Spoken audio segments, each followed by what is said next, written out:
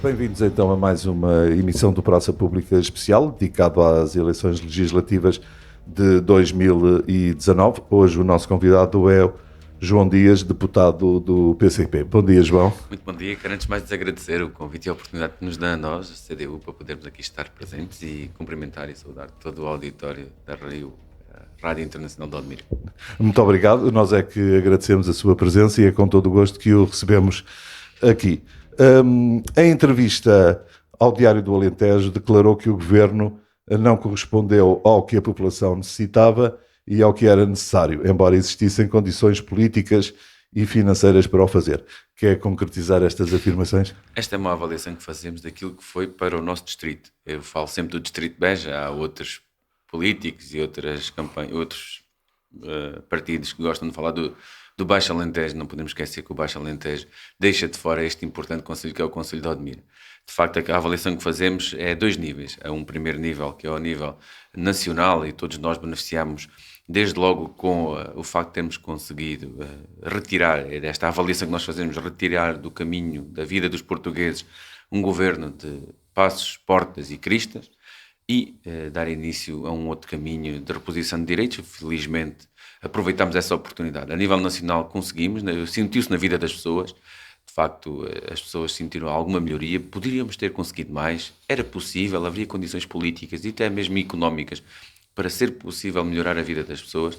Contudo, quando eu digo isto, que se perdeu esta oportunidade foi a nível do nosso distrito, porque o nosso distrito, naquilo que é essencial, naquilo que é necessário para o combate à tão grande assimetria regional que o nosso distrito sofre, não foi feito o investimento necessário. Aliás, nós só conseguimos combater esta desigualdade se houver um investimento público, se houver um outro olhar para o nosso território. E não diremos apenas no mundo interior, ou seja, no interior, porque Odmira, estando aqui bastante já no litoral, sofre as mesmas dificuldades porque passa com as suas características específicas, naturalmente, mas só a população de Odmira sofre as mesmas dificuldades porque passa qualquer um dos outros concelhos de mais do interior.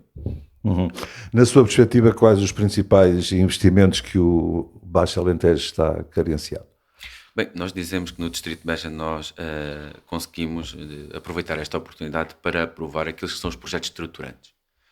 Necessariamente aquilo que tem a ver com as acessibilidades. Nós tivemos a oportunidade de aprovar não só a concretização que ficou em resolução na Assembleia da República e foi publicado ainda o mês passado, em agosto, a concretização do IP8, portanto a ligação entre Sines e Vila Verde de Ficalho. Contudo, foi também um outro projeto que apresentou a CDU, em que eu estive envolvido, e que foi também aprovado, que é o projeto da recuperação e da melhoria de toda a rede viária do nosso distrito, nomeadamente aquilo que está no Plano Rodoviário Nacional. É que muitas das vezes desculpam-se com a falta de projetos, eles aí estão aprovados, foram publicados no Diário da República. O Governo também se desculpa muitas vezes com a necessidade de estudos, também existem estudos. Aquilo que é preciso é dar cumprimento, e o que nós entendemos é que há muita falta de vontade. A principal medida tem a ver também com a dinamização económica. De facto, entendemos que o Governo e o país têm que dar o exemplo. Se houver investimento público, naturalmente o investimento público até dar um exemplo, não é com a extinção de freguesias, não é com o encerramento de escolas, não é mesmo até com o encerramento de algumas extensões de saúde que se vai conseguir fazer com que as pessoas cá fiquem.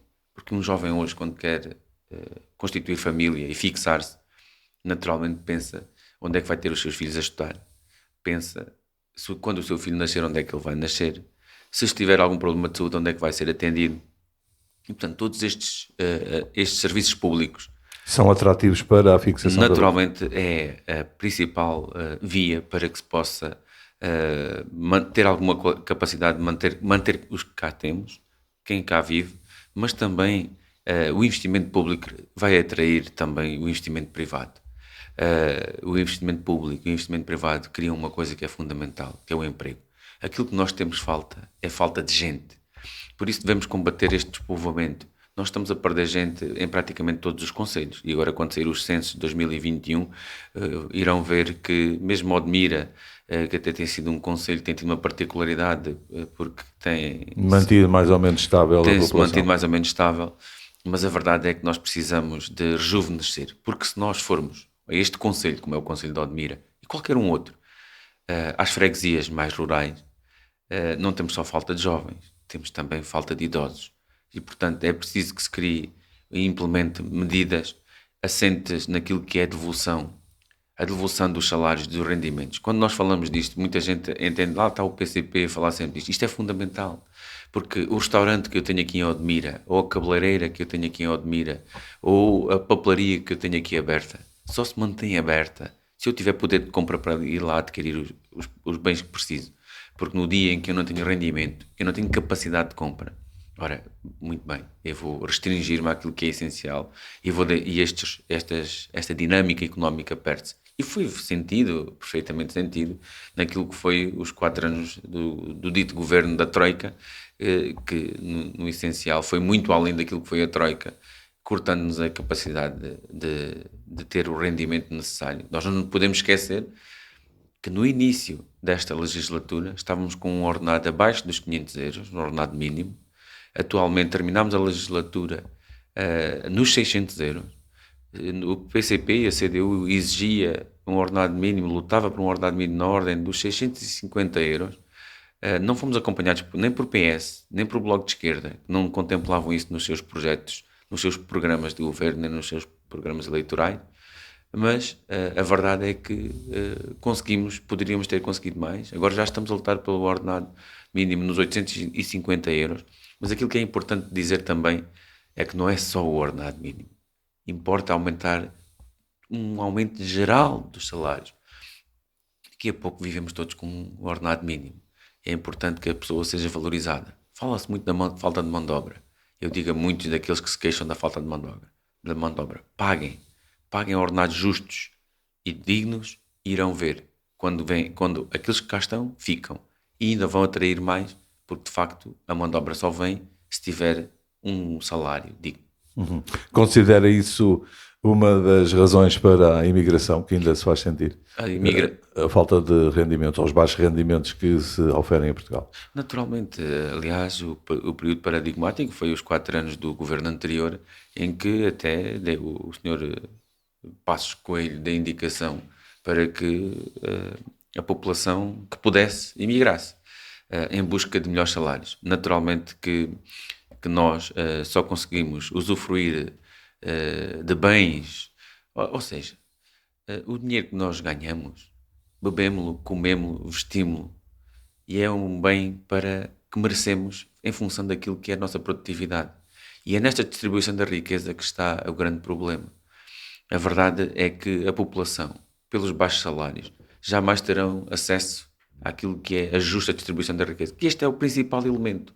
O elemento de distribuição da riqueza não é a caridade, não é alguém que tem capacidade económica de decidir hoje dou-te mais ou dou-te menos. É precisamente a produção, trabalharmos, produzirmos, sentirmos-nos úteis e sermos dignamente pagos. Naturalmente que com salários mais atrativos nas regiões urbanas, com mais oportunidades de emprego, e digo-vos uma coisa, quem trabalha aqui sabe perfeitamente, é que o trabalho mais difícil, trabalhos mais exigentes, em termos físicos, mais desgastantes, como são trabalhos rurais, são precisamente aqueles que são mais mal pagos.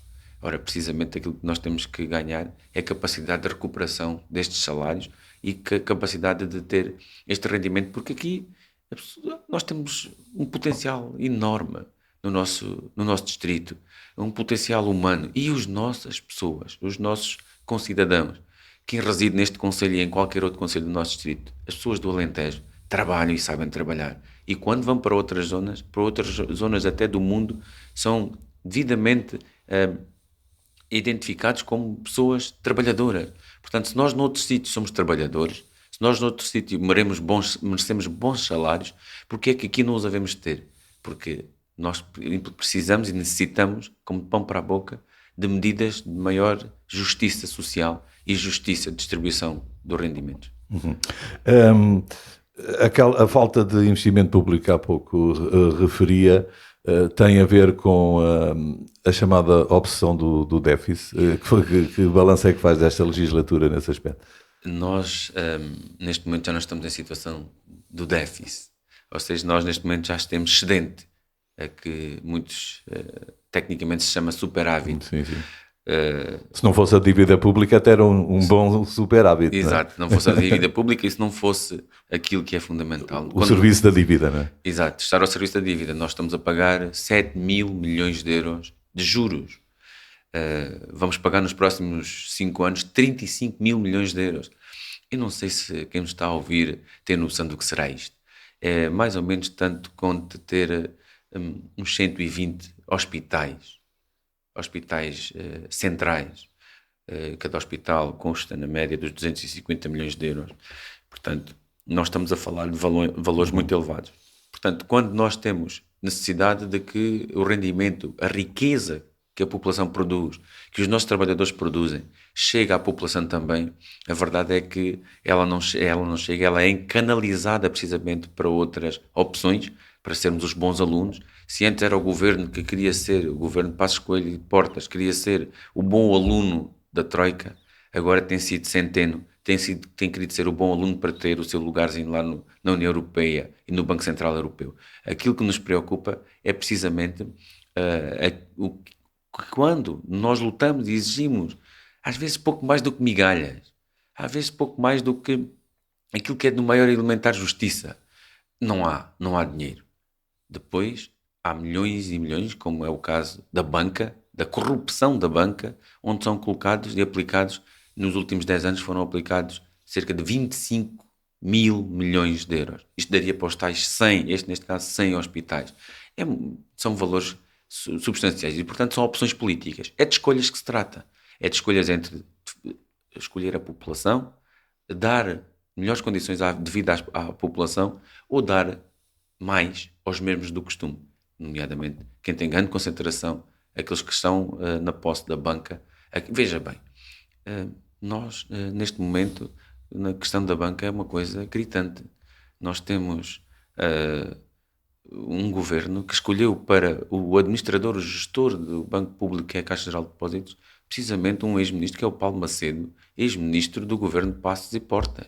Portanto, era o ministro da Saúde e foi ministro das Finanças. Nós temos uma preocupação muito grande, porque a mulher de César não basta ser séria, tem que parecer. E a verdade é que sempre que se vai levantar 100 euros, 150 euros à Caixa Geral de Depósitos, tem que se deixar lá a taxa, tem que se pagar. Eles servem-se do nosso dinheiro, têm o nosso dinheiro e, para mais, ainda vão explorando e retirando-nos algum desse dinheiro. Na perspectiva do PCP, o Banco Público deveria ter outra forma de atuação e não atuar em concorrência direta com a banca privada, devia oferecer outras condições mais favoráveis? O Banco Público não deveria nunca entrar neste mercado competitivo em que visa precisamente o lucro.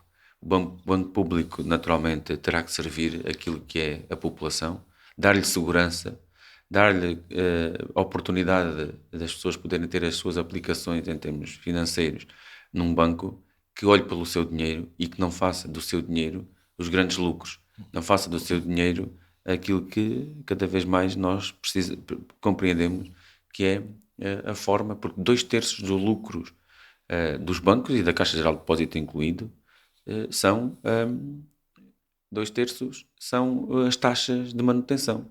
Aquilo que nós temos muito medo é que venha um governo de direita, como o anterior queria, e este só não foi porque nós não permitimos, transferir este banco público precisamente para o privado e desprotegendo todos os portugueses, desprotegendo aqueles que mais baixos recursos têm.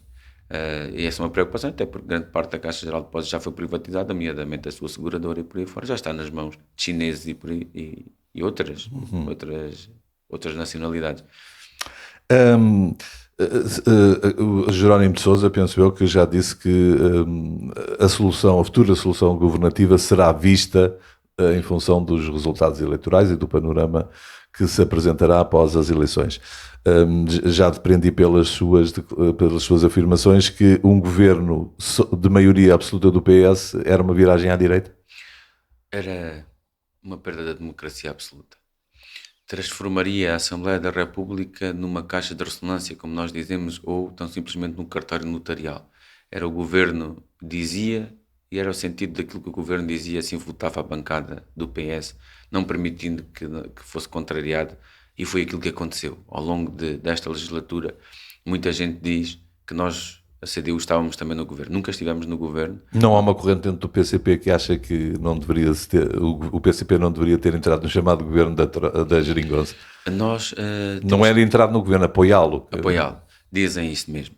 O que nós dizemos é que é difícil levar ao entendimento, até mesmo dos nossos militantes, esta opção.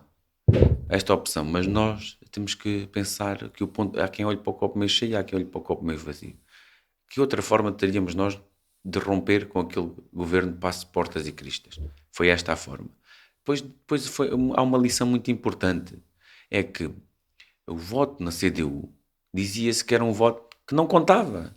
Os votos que contavam eram os do PS e os do PSD, porque só esses é que tinham capacidade de formar governo. Pois nós provamos que o voto na CDU conta.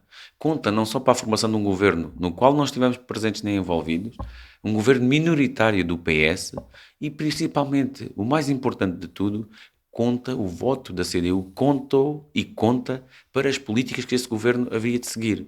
Naturalmente que ao longo desta legislatura até o PS encontrou mais a mão da direita do PSD e do CDS do que muitas das vezes a mão da CDU, do PCP e dos Verdes. Não tenho dúvidas nenhumas. Naquilo que era essencial muitas vezes foi a direita que foi buscar. Temos agora o exemplo do Código de Trabalho, que vai ser, provavelmente este governo poderia ter passado toda uma legislatura sem fazer uma lei inconstitucional, e vai ter uma lei inconstitucional, porque nós já pedimos a inconstitucionalidade sucessiva dessa lei, na medida em que há uma inconstitucionalidade, aliás, já tinha sido declarada uma norma inconstitucional, a mesma norma que agora aplicaram, nomeadamente o que tem a ver com o período experimental.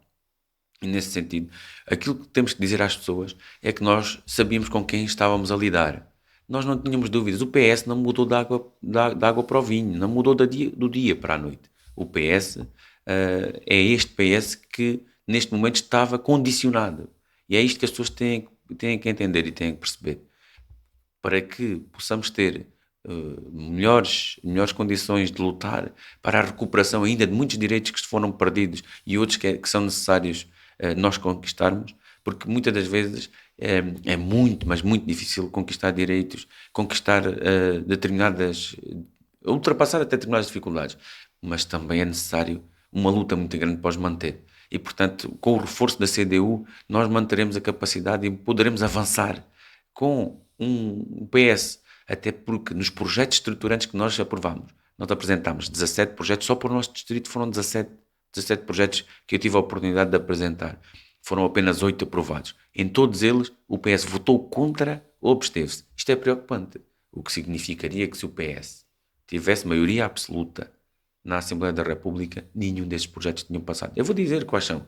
A viabilização e a potencialização do aeroporto, a eletrificação da linha de comboio entre Casa Branca, Beja e Funcheira, a construção da segunda fase do hospital, que temos pessoas a serem consultadas, diabéticos, crianças, em contentores no estacionamento do hospital de Beja, quando a terceira fase já tem mais de 40 anos. Fui eu, como enfermeiro, sabia que esse projeto existia, o levei à Assembleia da República, foi aprovado com o voto contra do PS. Quando, neste caso, na saúde até foi abstenção. Peço desculpa pelo engano, quero ser rigoroso e não falhar. Depois, quando nós levámos também o projeto da concretização do IP8, o outro projeto da concretização da rede viária, o PS votou contra. Portanto, o PS não basta só o facto de não produzir, porque é uma preocupação que acho que as pessoas devem ter. É o que é que faz um deputado? O que faz um deputado na Assembleia da República? Um deputado na Assembleia da República tem 2 poderes. O poder de fiscalizar a ação do governo, questionar, saber que medidas é que o governo vai tomar perante qualquer problema identificado na nossa aldeia, na nossa vila, na nossa cidade, no nosso concelho, no nosso distrito, exigir, reivindicar.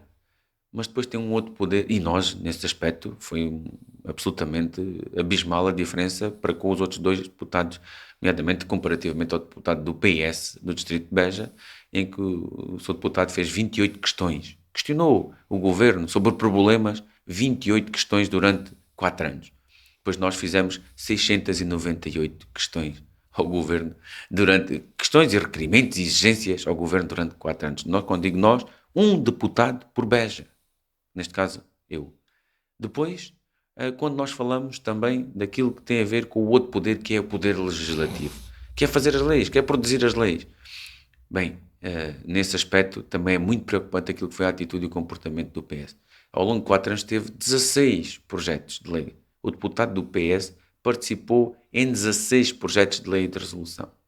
Nós, por nossa via, o deputado da CDU no distrito de Beja participou em 595 projetos de lei e de resolução.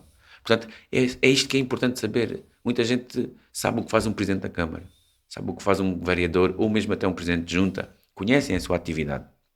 É importante conhecer. Muitas vezes os deputados não é? Não conhecem. Não conhecem, até porque aquela caixinha centra muito no governo e nos líderes dos respectivos partidos. Mas um deputado que seja eleito pelo povo tem que dar tudo. Tem que estar lá para dar tudo. Dá alma e coração. Mas a verdade é que a população tem razão. Quando a população diz que há corrupção, há. Temos provas. Ainda esta semana se tem falado de tantos problemas com a corrupção. Quando as pessoas dizem que há quem vá para a política e para os cargos públicos para se servir, é verdade. Quando as pessoas dizem que há quem vá lá preocupado, não só consigo, como também com os seus familiares, em arranjar para os seus familiares e amigos, é verdade. Mas não somos todos iguais. A verdade é que nem todos funcionam assim. E eu, como enfermeiro, provavelmente pouca gente me conhecerá aqui em Odmira, mas a verdade é que a postura e a forma de estar e de honestidade dos deputados da CDU e principalmente dos deputados do PCP, que têm um código de conduta, não ser beneficiados nem prejudicados pelo exercício das funções públicas, estão lá, ao contrário do que dizia outro dia, ouvi o Sr. deputado Pedro do Carmo com orgulho dizer que vinha dormir todos os dias a Beja, neste caso a Ourique. Bem, eu não posso fazer isso. Eu entro na Assembleia da República às 8 da manhã, não entro às 11. Eu saio da Assembleia da República às 9, 10 horas da noite, não saio às 3 da tarde. Portanto, isto faz toda a diferença. Não está a dizer que isso é o caso do deputado Pedro do Carmo? É. Nós estamos lá e sabemos. Não vou para lá sentar nas últimas cadeirinhas da Assembleia da República e esperar que o tempo passe. Eu dou o corpo às balas, ponho-me a jeito, intervenho. A intervenção, por exemplo, o Sr. deputado Pedro do Carmo saiu com diversos números. Um dos números que ele saiu é que fez 23 intervenções em plenário. 200 fez o deputado da CDU em 4 anos. Fez 23 intervenções em plenário o deputado do PS. Isto é defender a região. Isto é estar lá para falar. Porque nós precisamos, de uma vez por todas, ter pessoas que representem a nossa gente. E eu sou desta gente. Esta voz entranhada, alentejana. Chega lá e não se cala. Bate o pé. Exige. Poderei não conseguir porque o nosso grupo parlamentar, com 15 deputados, não tem a dimensão. Mas a força que tem é aquela que o povo quiser. E quando sairmos deste resultado eleitoral, há uma coisa que é certa. No dia 7, ou seja, na segunda-feira a seguir às eleições, nós estaremos outra vez junto da população, junto do povo, para lutar por eles. Que posição defende o PCP relativamente ao modelo económico aqui para a nossa região, nomeadamente à proliferação de culturas intensivas e superintensivas? O PCP é muito claro relativamente a isto. Este modelo económico não está a servir. Os indicadores, olhemos para os indicadores da economia. Salários, continuamos com baixos salários, dos mais baixos que se praticam. Aliás, nós aqui na nossa região essencialmente pratica-se o salário mínimo nacional. Precariedade no emprego, trabalho sazonal, trabalho também com pouca qualidade, até recorrendo a mão de obra estrangeira em situações até de exploração não só salarial, mas também de direitos, também até pessoas a viverem em condições, poderíamos dizer aqui. Entendo que há situações de dumping social, as pessoas são aqui despejadas e depois há situações que nós não podemos... vivem em condições infra-humanas. Exato. E nós são identificadas pelas respectivas entidades desde a ASAI, desde a Segurança Social, até mesmo da ACT, da Autoridade para as Condições de Trabalho, diversas situações, é quase cada mês que passa identifica-se mais uma herdade, mais uma exploração, onde estão apinhados 100 trabalhadores, 50 trabalhadores, 40 trabalhadores, 200 trabalhadores, que vêm do Bangladesh, que vêm do Paquistão, que vêm em condições, sabe-se lá como é que eles estão a ser pagos, até sabe-se lá do rendimento, ou seja, do valor que paga o agricultor ou o produtor aqui do nosso distrito, quanto dinheiro é que chega às mãos dessas pessoas. Portanto, são situações que importa ter um olhar diferente. Mas este modelo não nos está a servir. O despovoamento continua a existir. Porque se nós tivéssemos um modelo económico em que a riqueza produzida estivesse a chegar às pessoas, naturalmente que estes indicadores estavam a inverter-se. E não estão. Aquilo que nós podemos dizer também tem a ver com a diversidade. A agricultura é a base na nossa região da economia. Se olharmos para uma região, por exemplo, como a Madeira, isso naturalmente compreendemos que é o turismo. Nós é a agricultura. Mas esta agricultura de agricultores em que 20% recebem 80% ou mais dos fundos dos apoios europeus, em que depois se centra exclusivamente em monoculturas intensivas e superintensivas. Aqui utiliza-se muito as questões das estufas, mas com consequências até mesmo... Porque, vamos lá ver uma coisa. Também há a questão do impacto ambiental, não é? Exatamente. Quando nós olhamos, e toda a gente admite, não há ninguém que não possa admitir, quem conhece o nosso distrito admite que a paisagem está modificada. Ora, então comecemos por aí. Se a paisagem está modificada, ela terá influência naturalmente sobre toda a ação, sobre as populações. Influência sobre as populações, influência sobre o ambiente. A nossa paisagem sofreu uma alteração drástica. Nós, neste momento, aliás, o modelo, estamos aqui numa região em que o perímetro de rega é o do Mira. Não havia falta de água aqui há uns anos nesta região. Havia água suficiente para a agricultura. Neste momento já estão com problemas de abastecimento de água, tal é o consumo que é feito. Sim, ontem houve um despacho do Ministério da Agricultura a declarar Odmira em situação de seca extrema. E, portanto, veja bem, o racionamento da água está a um passo, não é? está a um passo. Ora, nós estamos numa situação que não se via aqui, porque tal era a quantidade de água que era possível que tínhamos aqui. Mas se nós olhamos para aquilo que é o empreendimento de fins múltiplos de Alqueva, nós sabemos e tínhamos a certeza, estava nos estudos de impacto ambiental, que 30% dessa área seria de intensivo e superintensivo. 30%. Já vamos em 60%, mais do dobro, pelo menos o dobro. E aquilo que se encaminha é que agora com estes mais 50 mil hectares que aí vêm, é naturalmente seguir a mesma escala e a mesma proporção. Isto é preocupante, porque está a ter consequências muito graves, não só para o ambiente, para a biodiversidade, mas também para a economia. Nós assentamos a exploração agrícola e a produção agrícola na diversidade. Nós não podemos estar dependentes de 2 ou 3 culturas, essencialmente do azeite e da amêndoa. Agora também se fala da romã e da noz, mas é tudo intensivo e superintensivo, com as consequências ambientais, com a utilização de pesticidas e químicos em níveis muito elevados. Nós, naturalmente, aquilo que defendemos é uma agricultura sustentável. Vamos lá ver. Eu prefiro comer uma laranja da vidigueira do que comer uma laranja vinda de Marrocos ou sabe-se lá de onde, criada sob condições, com que pesticidas e explorando os trabalhadores da forma como eles exploram. Aquilo que nós temos que dizer é que os nossos agricultores, pequenos e médios agricultores, têm que ser apoiados porque estes produzem alimentos de qualidade. Qual é o principal objetivo da terra e da água que nós temos? É produzir alimento. A produzir alimento necessário à nossa população. E nós não estamos a produzir aquilo que precisamos. Nós estamos a produzir aquilo que os outros querem que a gente produza. Nós estamos com um déficit da balança alimentar na ordem dos 4 mil milhões de euros. Portanto, nós não conseguimos equilibrar a balança alimentar em produto. Nós estamos nem em valor. Portanto, aquilo que nós entendemos é que nem todos os agricultores são maus agricultores. Há bons agricultores e boa agricultura. Agora, quando um agricultor quer cumprir, vê-se com muitas dificuldades em cumprir. Como é que um agricultor pode cumprir se há outros agricultores que não pagam os salários que deviam pagar? Se há outros agricultores que usam químicos mais baratos, quando ele vai usar químicos mais caros, mas mais amigos do ambiente? Se há outros agricultores que têm práticas agrícolas absolutamente reprováveis e depois não conseguem ter, os outros que não conseguem acompanhá-los. Portanto, estes agricultores depois não conseguem pôr no mercado, no tal mercado competitivo, que até o PS adora este mercado e o PSD adoram este mercado competitivo, os seus produtos, porque os seus produtos têm que os pôr a um valor mais alto e não os consegue vender. Isto é muito básico entender isto.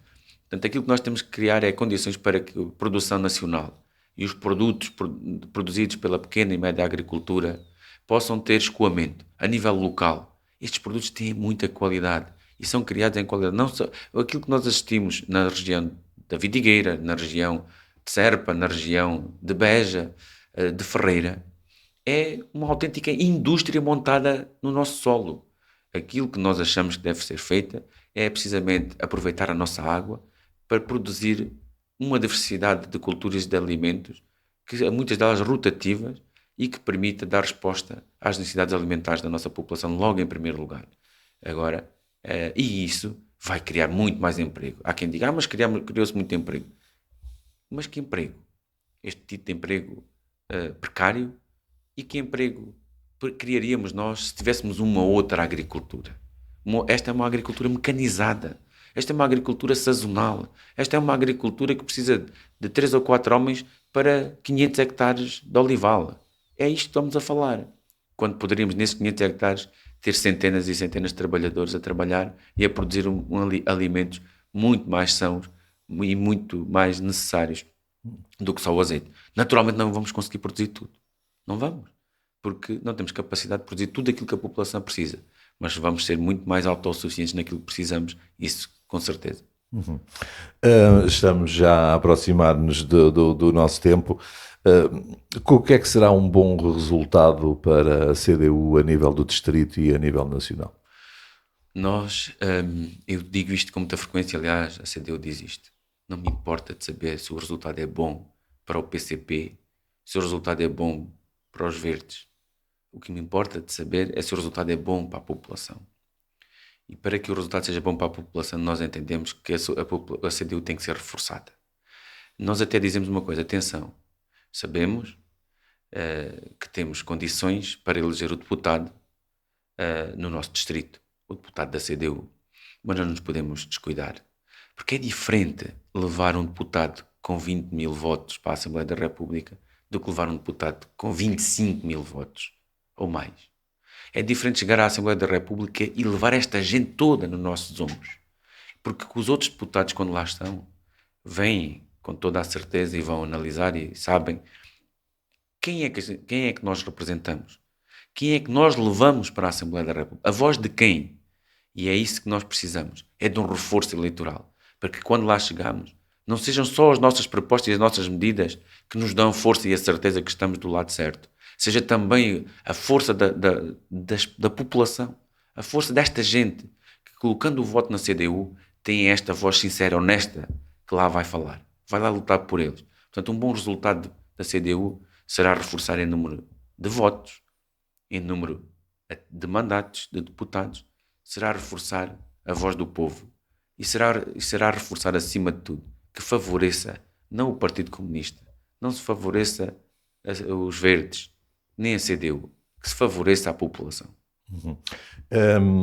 Quero deixar aqui o que é que ainda resta da campanha da CDU, o que é que ainda a CDU vai fazer aqui no distrito, ações? Nestes últimos dias nós temos feito rua a rua, casa a casa, pessoa a pessoa, vila a vila, aldeia a aldeia, temos ido e tenho corrido todo o distrito pelo menos 2 vezes.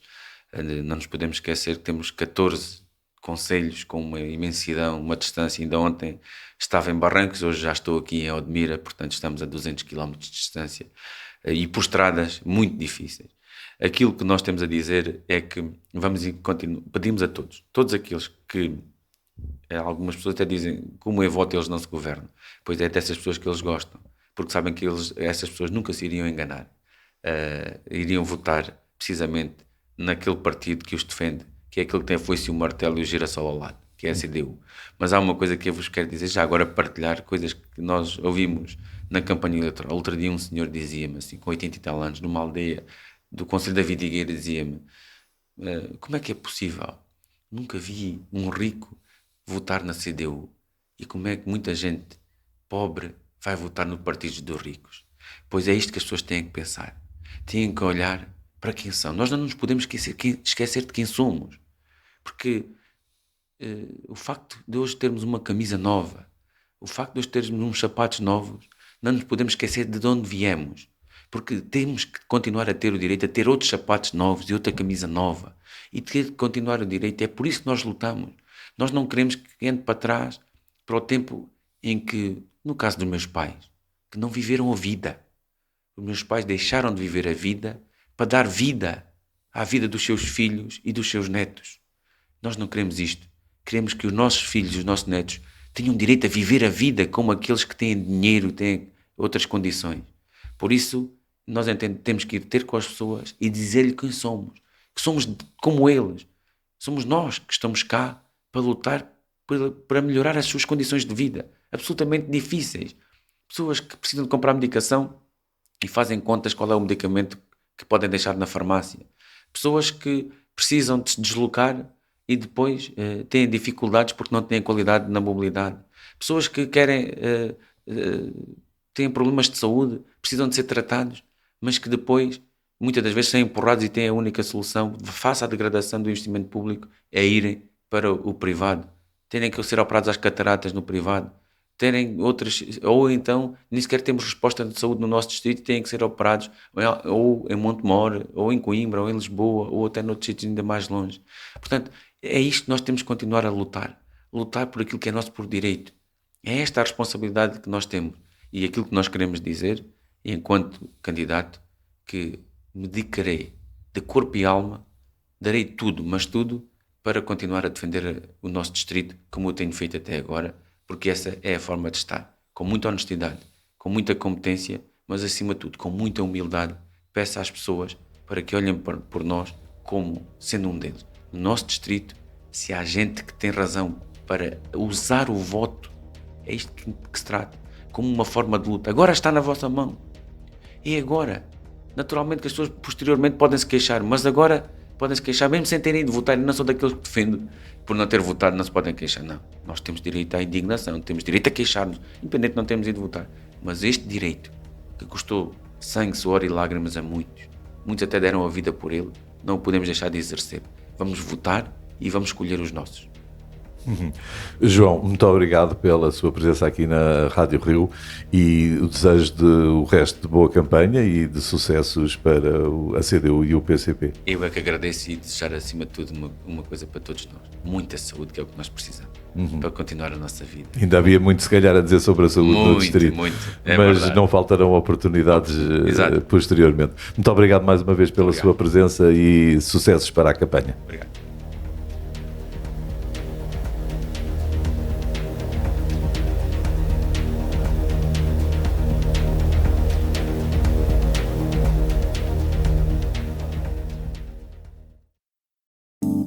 Estão ligados na Rio, de Odmira para o mundo.